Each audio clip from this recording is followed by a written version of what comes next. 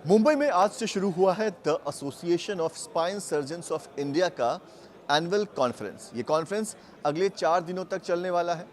इस कॉन्फ्रेंस का मकसद क्या है, कैसे नए जो सर्जन्स हैं उन्हें इस कॉन्फ्रेंस के ज़रिए आगे भविष्य में मदद मिलेगी, इन तमाम सवालों का जवाब हम लेकर आए हैं एसोसिएशन के सेक्रेटरी डॉक्टर आर एस चहल के पास, जो बताएंगे कि ये जो एसोसिएशन है किस तरह से काम करता है और भविष्य के जो स्पाइन सर्जन्स हैं उनकी मदद कैसे एसोसिएशन करता है। सर शुक्रिया हमें यहाँ पे इनवाइट करने के लिए। Thank you.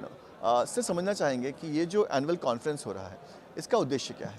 देखो, स्पाइन सर्जन्स ऑफ इंडिया एक स्पाइन सर्जन्स की नोडल ऑर्गेनाइजेशन है इंडिया की, जिसमें अराउंड 4780 मेंबर्स हैं। और ये इसका मेन मकसद है कि स्पाइन का ट्रेनिंग करना, पेशेंट्स तक अच्छा इलाज पढ़ना, नई जनरेशन को स्पाइन की तरफ लेके आना। क्योंकि स्पाइन अब 10-12 साल से एक सेपरेट फील्ड बन चुका है। पहले ये ऑर्थोपेडिक्स, न्यूरोसर्जन कहते थे, न्यूरोसर्जन करेंगे, ऑर्थोपेडिक्स करेंगे। अब स्पाइन सर्जरी एक सेपरेट डिपार्टमेंट है। और एसोसिएशन के 2 मीटिंग्स होती हैं साल में। जैसे ये एसीकॉन है, ये 37th एसीकॉन है। ये हमारी एक नेशनल कॉन्फ्रेंस है। ये इंडिया से बाहर के सारे सार्क कंट्रीज़ के सर्जन आते हैं। एक इंस्ट्रक्शनल कोर्स होता है।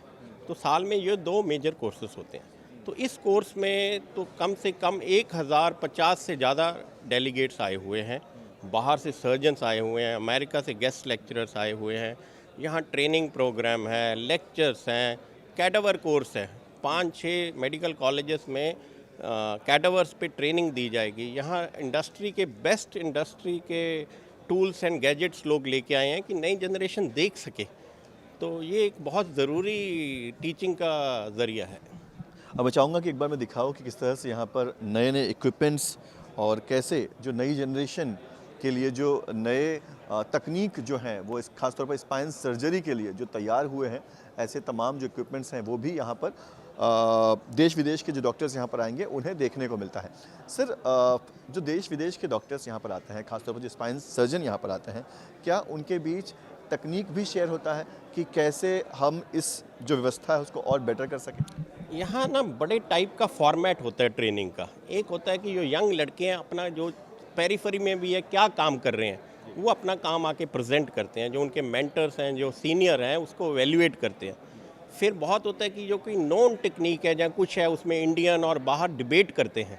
कोई एक केस लिया जाता है कि हम ऐसे करते हैं, आप ऐसे करते हैं, कौन अच्छा है, तो पब्लिक उसको देखती है दोनों तरफ से। तीसरा होता है कि ट्रेनिंग से पहले कि हम नहीं चाहते कि अपने नए जो ट्रेनिंग स्टूडेंट है डायरेक्ट पेशेंट पे प्रैक्टिस करें, तो उसके लिए मॉडल्स हैं, मॉडल्स पे ट्रेनिंग दी जाती है। जो बेस्ट फील्ड के डॉक्टर्स हैं वहाँ वर्कशॉप्स कंडक्ट करते हैं। फिर मॉडल्स के बाद हम उनको कैडावर पे ट्राई करते हैं, फिर कैडावर पे ट्रेनिंग करते हैं, फिर जाके मेंटरशिप होती है कि जो सर्जन ट्रेंड है उसके साथ कुछ केसेस करे। सो एक ट्रेनिंग शेड्यूल है।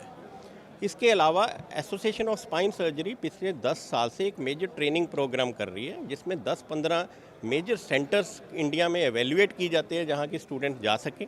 ऐसा ही प्रोग्राम नेशनल प्रोग्राम है गवर्नमेंट ऑफ इंडिया का, जिसको FNB बोलते हैं। तो ये 2 प्रोग्राम है जहाँ ट्रेनिंग होती है। तो सेंटर्स को ट्रेन किया जाता है, स्टूडेंट्स के लिए एंट्रेंस एग्ज़ाम होता है। सेंटर्स को जाके हमें देखा जाता है कि ये पढ़ाने वाले लायक हैं कि नहीं है, इनके पास इक्विपमेंट है कि नहीं है।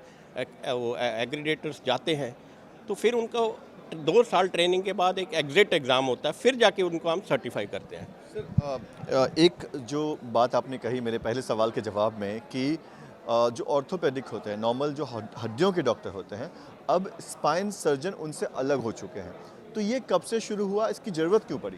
10-12 साल हो गए। देखो, पहले orthopaedics part of general surgery था, तो आस्ता आस्ता ये होना ही था, क्योंकि स्पेशलाइजेशन इतना हो गया कि सर्जिकल टेक्निक्स इतनी बढ़ गई हैं। जिन लोगों को हम पहले रीढ़ की हड्डी में चोट लगती थी 3-3 महीने बेड पे लेटाए रखते थे, आज की डेट में हम उनको उसी दिन सर्जरी करके खड़ा कर देते हैं।